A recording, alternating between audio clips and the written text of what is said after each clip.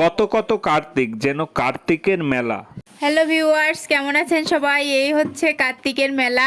কার্তিক মাসের শেষ দিনে কার্তিকের পুজো হয়, আর এই কার্তিক তৈরি করতে কুমোরপাড়ায় ব্যস্ততার শেষ নেই। প্রথমেই কাঠ এবং খড় দিয়ে কাঠামো তৈরি করা হয়, এরপরে দেয়া হয় মাটির প্রথম প্রলেপ, এটাকে বলে এক মাটি করা।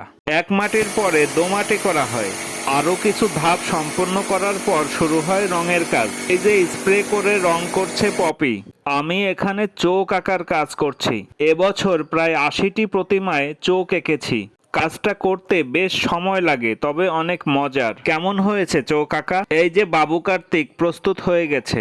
আমি এখানে বিয়ে করার পরে এই বাবু কার্তিক চিনেছি। আগে আমি এগুলো চিনতাম না, তবে কাঠামের কার্তিকগুলো ছোটবেলা থেকেই দেখেছি। সব কাজ সম্পন্ন হওয়ার পরে ভোর হওয়ার জন্য অপেক্ষা, কারণ ভোর হতেই বেচাকেনা শুরু হয়ে যায়। ভোরের আলো ফোটার আগেই ক্রেতাদের ভিড় শুরু হয়ে গেল। সকলেই পছন্দ মতো কার্তিক বেছে নিয়ে ক্রয় করে নিয়েছেন। এখানকার এই প্রতিমার মেলা খুবই আকর্ষণীয়। এই মেলা কোনো মাঠে বা কোনো বাজারে বা হাটে বা উন্মুক্ত স্থানে বসেনি, পাড়ার উপরেই মেলাটি বসেছে।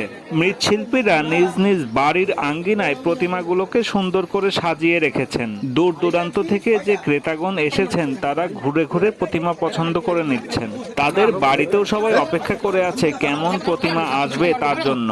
প্রতিমার মেলার এই ঐতিহ্য শতবর্ষের।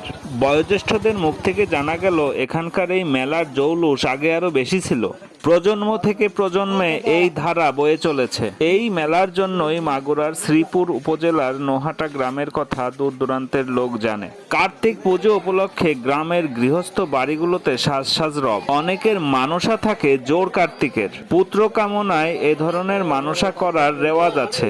গ্রামীণ জীবন এই সব উৎসব মুখরতার মধ্য দিয়েই এগিয়ে যায়। ধন্যবাদ আপনাকে এতক্ষণ সময় দিয়ে ভিডিওটি দেখার জন্য। ভালোবেসে পাশে থাকবেন।